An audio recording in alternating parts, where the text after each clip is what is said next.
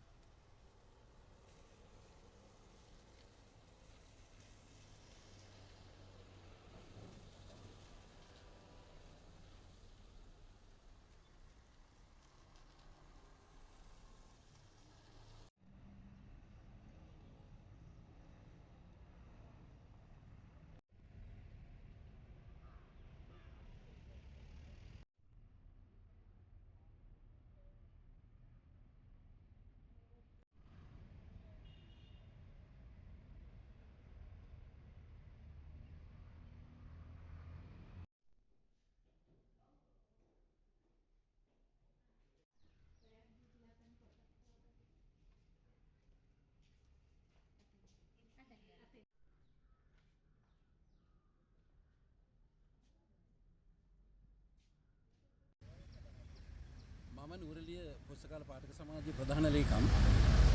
මේ නුවරඑළිය පුස්තකාල පාඨක සමාජයට අනුයුක්තව අපි ලොකු වැඩ කොටසක් කරලා තිනවා. මේ වතාවෙත් අපි 2025 වසරේ සම්මාන 40 ගණක් ගෙනල්ලා තිනවා. මධ්‍යම පළාතේ නුවරඑළිය දිස්ත්‍රික්කයේ හොඳම පුස්තකාලය හැටියට මේකට සම්මාන හම්බෙලා තියෙනවා.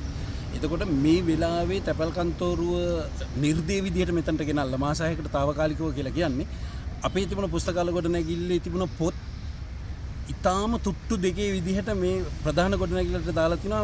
මේකේ තියෙන ඊටාම බරපතලම කාරණාව තමයි NBRO එකෙන් මේක ගොඩනැගිල්ල ගිලා බහිනවා කියලා තියෙද්දිත් තමයි ආණ්ඩුවෙන් මේ වැඩේ කරන්නේ. මම කියන්නේ අපිට මේ පළාත් පාලන ප්‍රඥප්ති ව්‍යවස්ථාවේ නීති රීති මේ සියලු දේවල් එහෙම තියෙද්දි ළමයිකට ඉගෙන ගන්න තියෙන මූලික අයිතිවාසිකම කඩ කරන විදිහේ අදූරදර්ශී ක්‍රියාමාර්ගයක් ගන්න කාරණාව නගර සභාවේ උගත් පාලන අධිකාරිය ගත්ත තීරණය වැරදි. මේක අකුල ගන්න කරුණා කරලා නගර සභාවේ නාගරික මන්ත්‍රීවරු කියන කොටස අපි අයින් කරලා දාමු.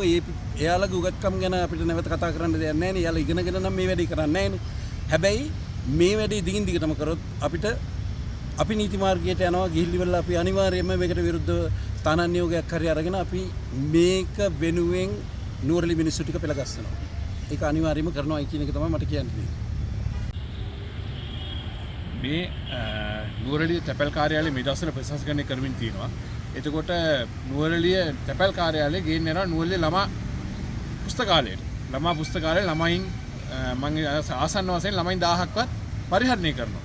එතකොට ඒ පුස්තකාලේ ඒක අයින් කරලා ළමයින්ගේ අධ්‍යාපනයට නැවතීමේ තිත තියලා මේ කට්ටිය පුස්තක මේ තැපැල් කාර්යය මෙතන ගේන්න යනවා. මේ මොන මෝඩා අමොන තීරණයක්ද? නගරාධිපතිට මොලයක් නැද්ද? කොමසාරිස්ට මොලයක් නැද්ද? මේ විදිහේ තීරණ ගන්න මේ සීසන් එකට මේ තියෙන මේ හොඳ බිල්ඩින් එකක්. මේ පෞගේ දවස්වල ලක්ෂ 15කට මේ කියන්නේ ඊයේ පෙරේද ලක්ෂ 15කට මේකට ටෙන්ඩර් කරලා දුන්නේ. බහිරා කම්පැනියට. මේ පෝස්ට් ඔෆිස් එකේ ඉන්නවා හිටියාමි කියලා අවුරුදු 30ක් තිස්සේ එකතැන සේවය කරන නිලධාරිනියක්. ඒ නිලධාරිනියගේ උවමනාවට තමයි මේ පුස්තකාලය මෙතනට ගේන්න හදන්නේ. නුවරඑළිය නගරාධිපති කියලා තිබ්බ පරණ තියෙන මේ නගර සභාව ගන්න කියලා. ඒ වගේම දිසාපුත්තුමිය කියලා තිබ්බ චෝගම් ශාලාව ගන්න කියලා. ඒත් මේ හිටියාමි ඒ හැම දෙයකටම වඩා ප්‍රබලයි. මොකද මාලිමාවේ අපේක්ෂිකාවක් නගර සභාවේ අපේක්ෂිකාවක් එතුමිය. එතුමියගේ උවමනාවට තමයි ළමයින්ට පාඩම් කරන එක නැවතීමට තිත තියලා මේ කට්ටිය මේ ෂෝ එක මෙතනට දාන්නේ. මේ ඔක්කොම යටි කූට්ටු වැඩ ළමයින්ගේ අධ්‍යාපනයට තිත තියන තමයි මෙයාලට අවශ්‍යලා තියෙන්නේ. මේ දෙයට අපි විරුද්ධයි. මුළු නුවරඑළියම පෙළ ගැහෙනවා මේ දෙයට විරුද්ධව.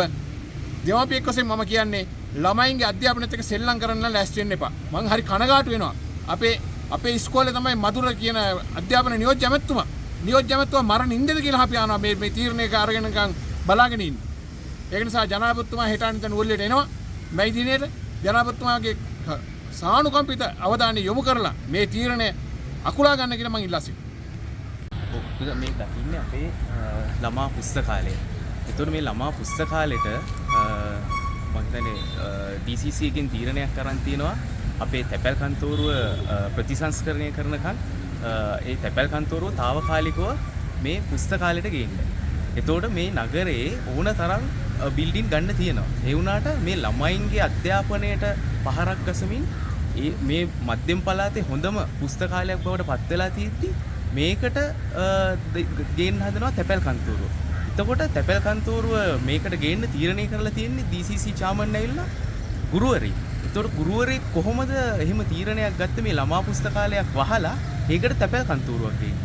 අනිත් එක අපේ මහනගර සභාවත් තීරණය කරලා තියෙනවා ඒක නිකන් දෙන්නේ නැතුව රුපියල් 20000ක කුලී පදනමක් මත මේ ළමා පුස්තකාලය දෙන්නත් කියලා. ඉතින් මට නම් තේරෙන්නේ මොන ලැජ්ජ නැති වැඩක්ද ළමයින්ගේ අධ්‍යාපනය රුපියල් 20000කට ඔවුන් තීරණය කරන්නේ කොහොමද මේක බිල්ඩින් එකක් විදියට දෙමු කියලා. එතකොට අපිට හිතන්න පුළුවන් තව ටික දවසකින් මේකේ ඉන්න ව්‍යාපාරිකයොත් ඇවිල්ලා මේක 30000කට ඉල්ලන්න පුළුවන් මේක අපි ව්‍යාපාරයක් කරන්නම් කියලා. ඒකින්ද මම පැහැදිලිව කියනවා මේ ළමා පුස්තකාලේ නුවරඑළියේ තියෙන සලකුණක්. ඒක ළමයින්ට වැදගත් ස්ථානයක්. එතකොට ඒ වගේ දෙයක් 20000කට කුලී පදනම දෙනවා නම් අපි මැදිහත් වෙලා ඒ 20000 ලබා දෙන්න නගර සභාවට. මේක කරුණාකර ළමයින්ට බාර දෙන්න කියලා ඉල්ලීම තමයි මම කරන්නේ.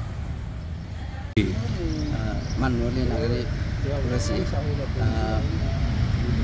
නුවරඑළියේ සක්‍රියව පවතින අපේ ළමා පුස්තකාලයේ දැන් මේ නගර පාලනාධිකාරී විසින් තීරණයක් කරන් තියෙනවා පෝස්ට් ඔෆිස් එක කියන්නේ අපි තැපැල් කාර්යාලයේ අලුත් වැඩියා කරන නිසා ඒ ගොඩනැගිල්ල මෙතෙන්ට ගේන්න.